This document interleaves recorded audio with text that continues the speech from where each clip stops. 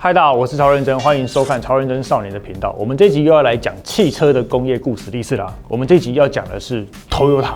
而为什么你在很多计程车或者是 Uber 或者是一些专业的司机上面，你都常常会看到 Toyota 的标志，而大家都觉得它这台车就 CP 值极高，极度省油。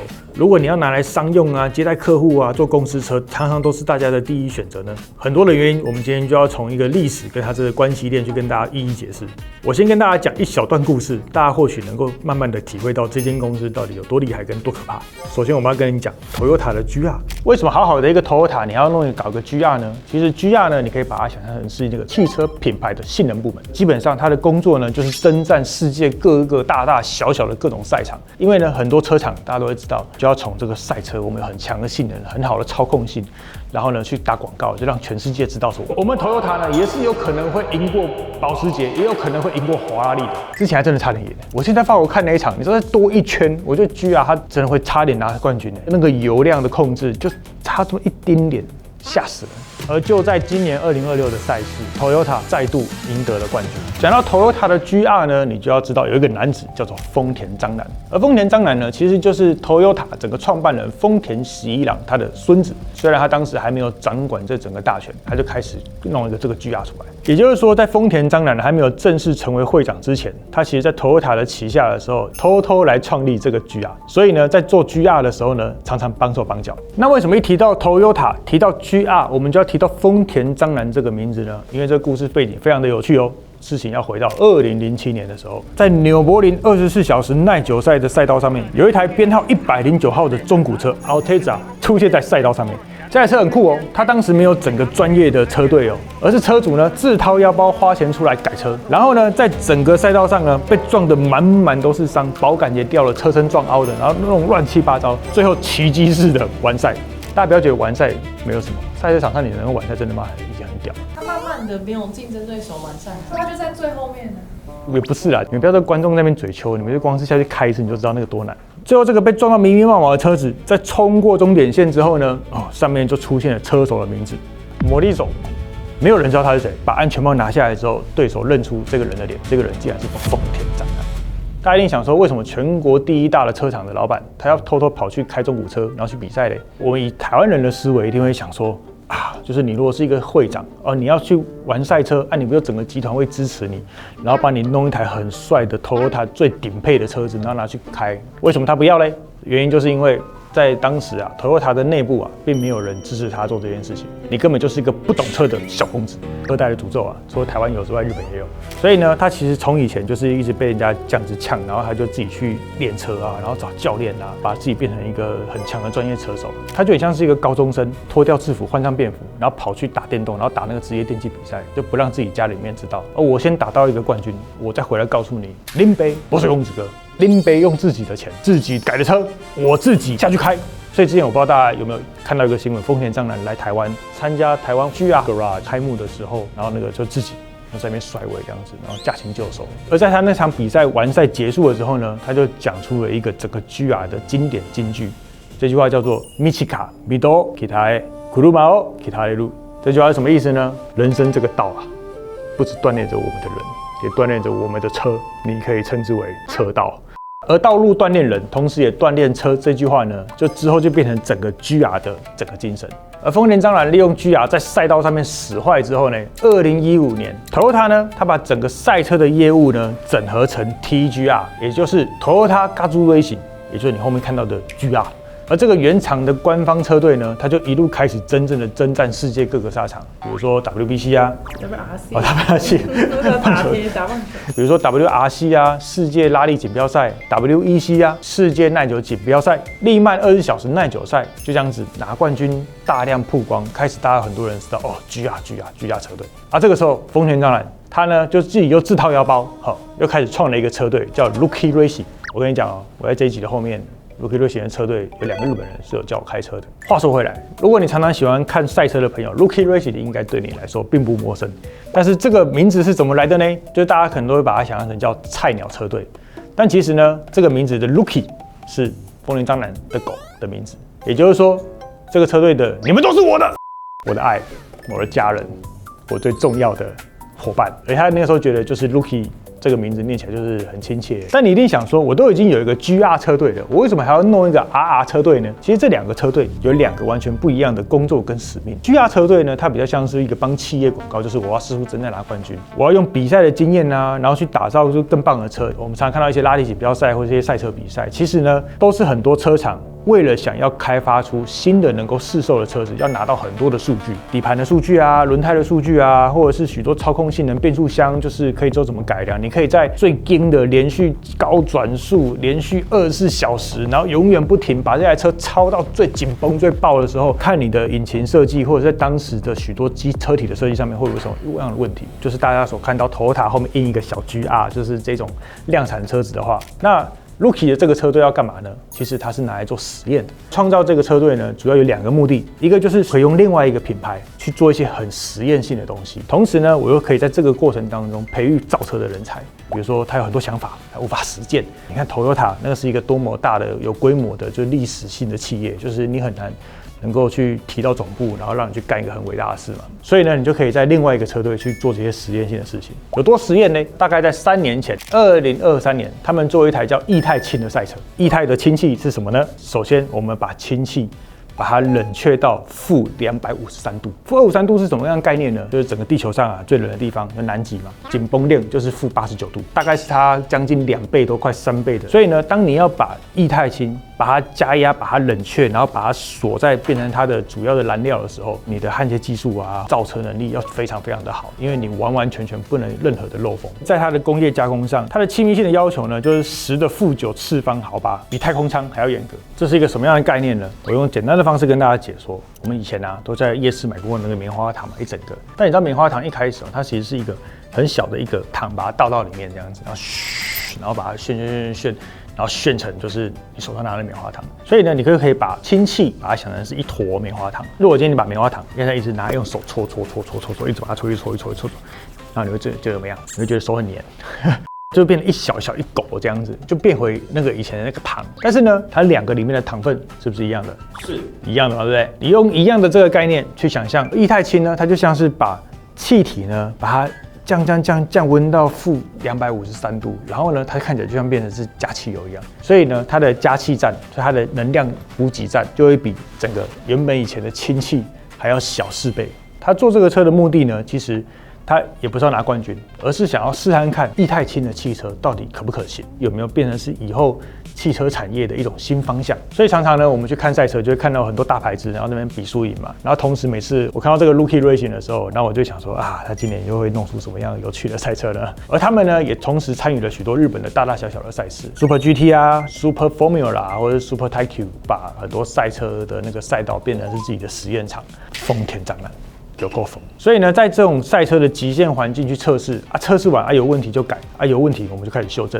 也在这个过程当中呢，他那个车队就可以培育到很多工程师啊、技师啊，跟一些车手的各种人才。然后呢，在这个试成功的东西，我们就可以把它拿到 GR 这个车队去用，或者是真的是就是试一试，发现哇，这东西实在是完全可以改变车子的这个很多的历史。那我们就把这个技术把它放到 Toyota 的试售车上面。所以为什么你每次提到 Toyota 的时候呢，你呢都一定要难免去提到 Rookie Racing， 提到丰田章男，同时呢你要讲到 GR， 而 GR 呢，它这几年也为了要证明，就说我们的量产车可是很猛的，你可以直接拿去跑下赛道。所以呢，他们也开始就是很积极的，就是好比说办统规赛啊，办一些很多 GR 的活动啊。而在 GR 的活动里面，他就会教你，就是你可以怎么样驾驶这个我们一般在市售面你可以买到的车，你可以怎么样把它发挥到极限，或者是你可以用什么样的测试的方法，然后去训练你的车子的反应跟技术，也就是回到车手反应、车子性能这几件事情去找到一个对比的方式。所以今天讲了那么多，你一定会想说，如果今天是 GR 办的活动，同时呢又找了 Rookie Racing 这个车队里面的专业车手来教台湾人开车，会是什么样的样子呢？那我们就一起来下赛道吧。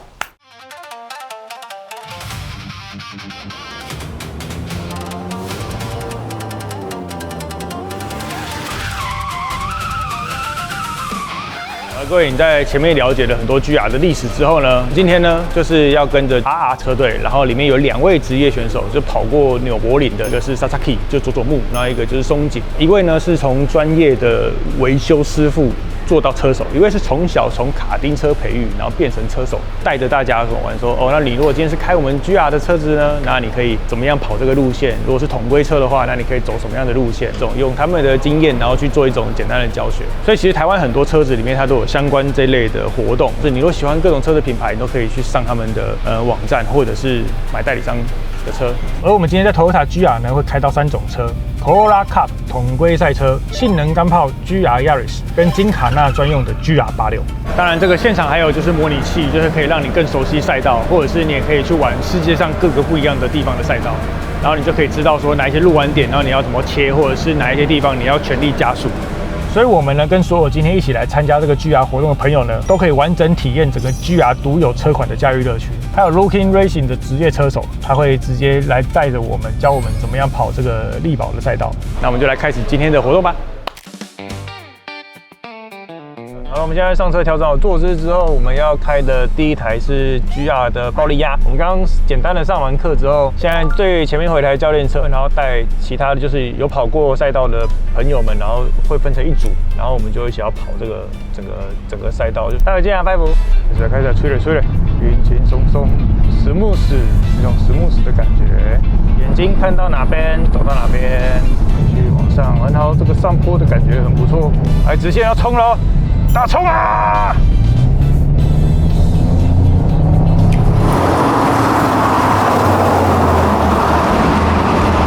开赛道的好处就是你可以那个油门直接把它干到底都没关系，又安全，对不对？你又不会害到路上的人。好，各位，我们刚刚跑完 Yaris 就是暴力鸭的赛道了。我觉得很重要的一点就是，其实我觉得台湾可以很常去发展这种赛车类的文化，不是说就是在路上乱改乱喷啊，然后或者是在高速公路上面乱钻车道，造成别人危险。那你可以像这样子到一个赛道里面或封闭的赛道当中，然后去展现你车子的各种极限。那你就会发现，原来开车是要很多技巧的，转弯它是要很 gentleman、很 smooth 的去方式过弯，那最后的车速才会快。这次我们在 GR 里面就玩的是统规赛。什么叫统规赛呢？我们的变速箱，然后引擎，然后还有各种各样的电子系统，然后都不改，他们全部的人都统一规格。那如果车子的规格全部都一模一样，那这比的是什么呢？比的就是车手真正的技术。以前就是大家就是拼现金嘛，然后拼改装去玩赛车，然后你就会变得门槛很高，门槛高，那你玩的人口就少，玩的人口就少，他就没办法去普及。所以统规赛就是一种方法，要能够让大家慢慢建立起这个技术的研究，然后跟它的技术的基底。你看一下这台车外表看起来像是一台普通的 Corolla Altis GR Sport， 它呢其实就是一台统规赛车。你想要开这类的车，你就可以参加活动，就可以开到。那我们现在讲到这边，我们就来去开统规车喽。那怎么样？我有几个很好的朋友，他们超爱玩这种车子，但是因为这种车子，你为了轻量化，就是大家都会把冷气什么都拆掉。今天我们拍摄的时间夏天早上10点多，这个里头今天洗哦。等一下我要开着窗户开，窗户帮你分析。可恶，马上讲马上被听到。哎呦，这个感觉踩下去的 feeling 的不赶快拿哦，轰球。各位大家不要觉得就是我们这种工作好像很爽，就是一直开车。但其实我是一个比较喜欢在 P 站里面的人。因为我觉得开车很难，就像我们有时候嘴巴嘴秋这样子，就是它的专心的程度其实要很高。统规车真的他妈开起来真的好开，真的跟刚刚那个暴力鸭又完全不一样。操控面啊，跟过弯的角度啊，完全就是另外一种世界，细腻感它差非常多。轻松开车放轻松，熟悉的上坡弯，每次到这个地方就表示终点站要到了。在网络上啊，就是也有一些人，他们有跑这个力宝的教学，就是教你就是在哪一个点，然后进到什么地方。如果你真的就是觉得你小朋友啊，或者是喜欢赛车啊，或者什么的，我觉得可以往专业的那个方式去学习，可以从这种小活动开始，一个一个参加，然后你就可以熟悉原来赛道的广阔感是这种感觉啊，或者是你就可以去知道说原来这个跟我们打电动玩的那个模拟器有哪些地方相似，哪些地方不相似。我觉得如果想要培育自己小朋友，或者是让大家更认识玩赛车的话，我觉得这是一个蛮好的方法。我流超多汗，我现在像是从桑拿出来的人一样。哎呀！哇，整个你后面是一片呢，自备。我不喜欢开赛车就是没有冷气，但现在有冰衣啊，所以如果大家喜欢玩的，你可以穿那个像里面有那个降温的衣服来。所以我们现在，因为我们要拍一个画面，然后那个角度呢，我们需要去走那个维修通道，可能应该一般观众应该没有走过力宝赛道的维修通道，所以想说记录一下给大家看。里面有几个小规范，首先第一个就是在走的时候你一定要打双黄灯，就是车子的双黄灯一定要打开，因为这个是在移动车子，跟有一些在车厂里面批站的规定是一样的。这个如果是在那个锐步的赛道呢，他们呢就把这一条路拿来作为观光使用。高尔夫球车就经过这里，对，他们就会在一些，但是他们有设计一些高点啊。第一个让顺向的车子不会撞过来，然后第二个就算撞过来，你也不会让那个观众有危险性。这样类似这种地方，你就可以看到车子冲这样过去的这种氛围这样子，然后卖票，这个就叫专业。这一站呢就是金卡纳。金卡纳呢，它主要是要训练3个东西。第二个呢是你对路线的判读，然后第二个呢跟刹车的反应，第3个呢是你的油门的收放。现在帮我们示范的呢是 Sasaki， 就佐木车手。而金卡纳它有一个有趣的由来，它其实是一开始从印度训练马术的方式，他们呢就会用绕桶锥的方式去跑出这个立字形的路线，所以呢你就要用最快的速度穿过去。那你如果碰到这个桶锥，那就会加秒数。你不要觉得它像是一个绕桶锥的游戏，这个呢其实是在训练跟测试我们对于决策的延迟的反应。就像是你大脑看到桶锥，你判断要转弯了，你呢手转弯方向盘这个之间其实是会有一个时间差的。每慢0.1秒呢，其实车子呢就会多跑2公尺。所以呢，金卡纳比的其实不是车快不快，而是在比是你的反应快不快。哇，你看教练嚣张啊，教练，这个。其实像这种金卡纳的练习是最容易就是达成的，因为第一个它不需要很大的赛道嘛，然后它不需要很大的控管，所以如果大家你真的喜欢赛车，但是你又不是住在有赛车场附近的地区的话，那你可以找一个私人的空间、私人的场域，然后它的范围其实你可以上网查一下，有一个规范，几个朋友们啊，你就可以在那边放桶锥，然后这边跑，就是封闭路段。安全最重要。好了，以上就是这一集你了解 GR 的故事背景呢，还有参加今天 GR 赛道实战营的整个活动的记录。那你如果喜欢更多 GR 车队资讯呢，都可以上他们官方网站去查询。然后现在呢，在林口呢有一个 GR Garage， 就是你呢都可以在那边看到就是最新的资讯跟最新系列的车子改装品。而这个据点呢，它也是 Rookie Racing 他们第一个在海外的据点，所以大家喜欢玩车的人或者喜欢 GR 的人，你都可以到那个地方去看车。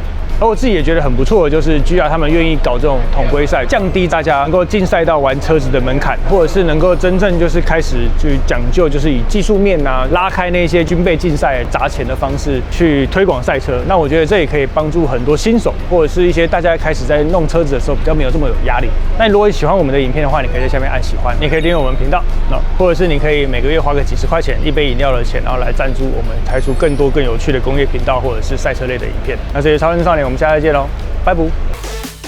跟我们台湾的朋友阿塞子姐，ぜひ日本のレースも今だと YouTube で見れるんで見て応援してもらえれば嬉しいです。从以前玩赛车拿过了这么多冠军，印象最深刻的拿到冠军的那一次是哪一场？チャンピオンはスーパー GT。スーパー GT。スーパー GT。すごくこうプロのレーシングドライバーになったなっていう実感があります。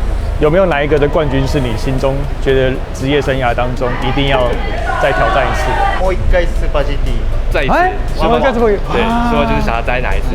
感谢今天老师的上课，ありがとうございます。